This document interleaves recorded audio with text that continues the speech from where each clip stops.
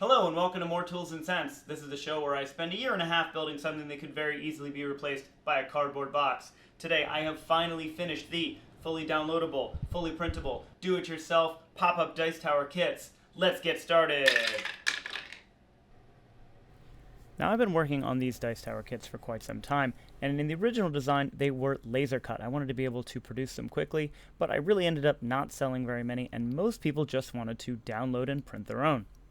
Now, if I was going to switch over to printing, there's one big benefit, which is I can add a lot more detail to the model and make it look a lot nicer. However, I am not a 3D modeler, and this is not my level of expertise, so trying it really didn't work out great. In order to fix this problem, I went to Joshua from Beardless Props. He is an expert 3D modeler, and he did an amazing job making the towers look great. Here's a clip of him working diligently. So after all of that diligent hard work was completed, we had a finished model that looked fantastic. It was time to print it out and see what we had.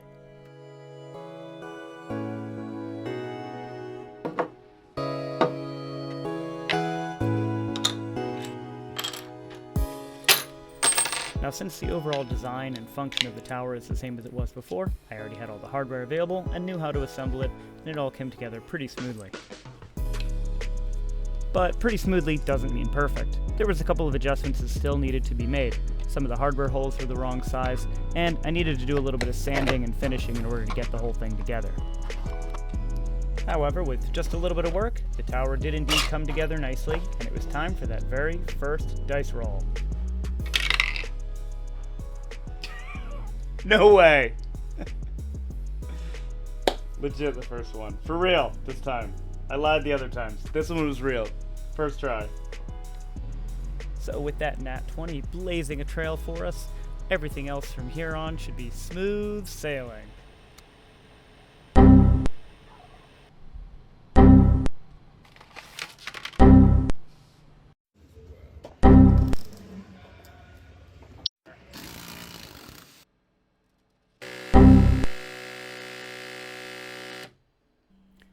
Well, every project has its setbacks, but it was time to move on and get back to work.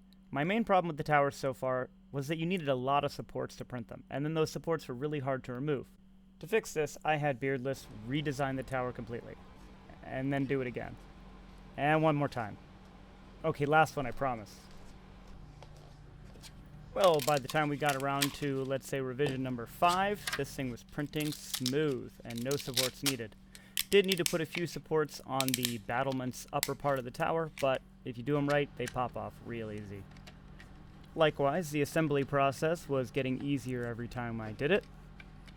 However, to say that it went perfectly smoothly would be an overstatement. There were still issues to clean up. Take these magnets, for example. Or maybe the fact that the landing pad wasn't flat enough and all the dice would wobble every time they hit the ground.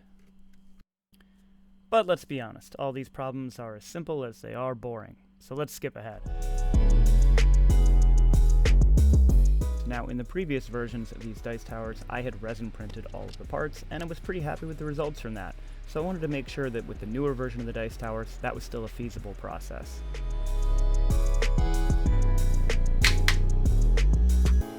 Resin printing the parts seemed to work out just fine. Everything came off of the plate nicely and was easily cleaned up.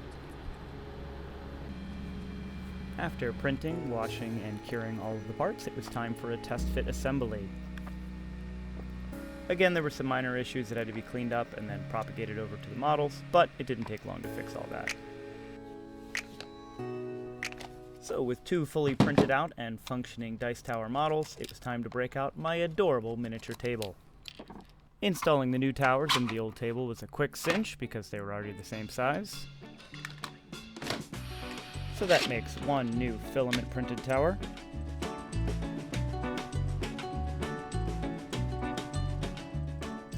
and 1 new resin printed tower.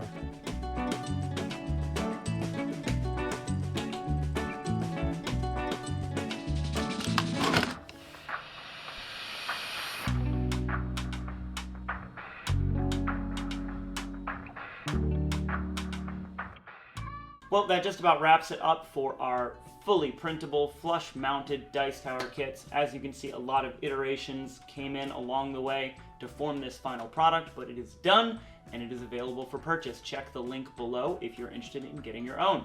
Also, don't forget to subscribe. There's going to be an upcoming video very soon where I will show you the full installation process for these guys, and I hope to install them in the Ultimate Gaming Table soon for a little bit of an upgrade. Thanks so much for watching, everybody. Get out there and build something, you nerds.